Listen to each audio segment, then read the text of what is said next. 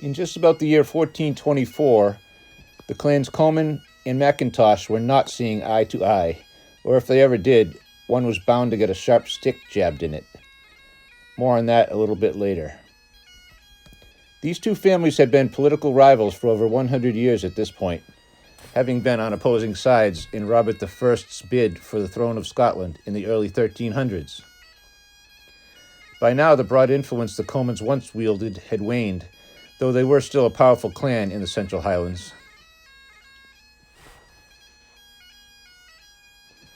The most recent development in their feud was that the Comyn band had forcibly taken possession of some of the Mackintosh holdings and hanged some of the tenants in an area remote from the main base at Moy called Mackintosh. After the Mac chief had swung back hard with the slaying of several men loyal to the Comyns, the chase was on. The Mackintoshes had journeyed some distance from their main stronghold in order to punish the Comyn clan. Now, on their way back home, the first sun's rays just peeking over the horizon, with the enemy in hot pursuit, the Wildcat clan arrives at the shores of Loch Moy, and with the help of some waiting boats, row their way out to the safety of an island. Well wooded and equipped for just such a purpose, this refuge would afford the harried clansmen some food and shelter, while they sharpened their claws and contemplated their fate. Foiled for now, but hardly beaten, the Comyns have their quarry, sort of, but they cannot touch these cats, yet. Some creative Comyn clansmen now begin a leisurely survey of the loch. Let's see, a stream comes in up at that end, and the loch spills its water out here. So, taking a lesson from the beaver, they begin work to stop up the outlet of Loch Moy, in order to raise the water, inundate the island, and drown our CATT clan heroes. Or at least for this story, the good guys. Mud and straw and rough sawn timbers. Mud and straw and rough sawn timbers. Repeat, repeat. By early morning, the waters had begun to rise noticeably. The Moy burn flowed in as it always had, but now the loch rose up and up and up. The empty stream bed down below the dam became a merry camp of mirth and song as they waited for their enemy to meet their end in the cold, dark loch.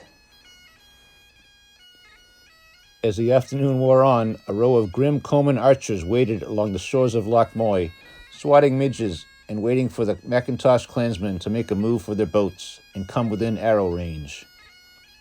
Dusk fell, and still the waters rose. Now the posted guards stare into the darkness. Boredom sets in, eyes become heavy. Meanwhile, on the island, some discussion has been taking place, as you might well imagine. A young Mackintosh carpenter of 26 has an idea. Some rope, some wooden pegs, a few auger drill bits, some luck. Okay, lots of luck. Off from that rocky island shore he shoots, silent as a mother otter after her baby's dinner. A short but stout log as a float, a length of rope and some twine slung over his shoulder, a bag of drills and pegs tied to his belt. Slow now so as not to make any sound, but not too slow. Damn, it's cold. Better keep my fingers moving. I will need them soon enough, I hope. The young man half thinks, half whispers to himself. It's so dark, there's no way to judge distance, no way at all. Just keep on kicking, I guess. Kicking, kicking. After quite an anxious journey, a floating tree branch strikes his face, nearly poking one eye. Remaining silent, he follows the main stem backward with one hand until he feels the wood. I can feel the boards, this is it, he hisses to himself. Now moving back and forth quietly in the frigid water, he attempts to gain an idea of the width of the dam. Okay.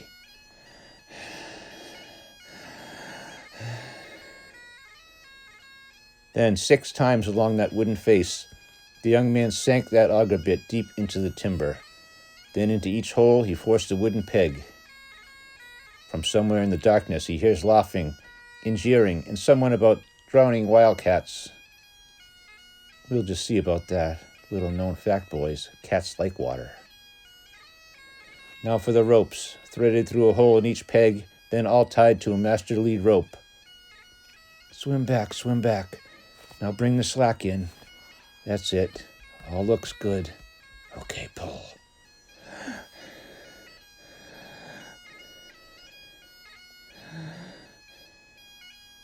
Nothing is happening. The pegs are out. I'm reeling them in. What happened? Maybe the holes are not deep enough. I better have another. What? What? The water!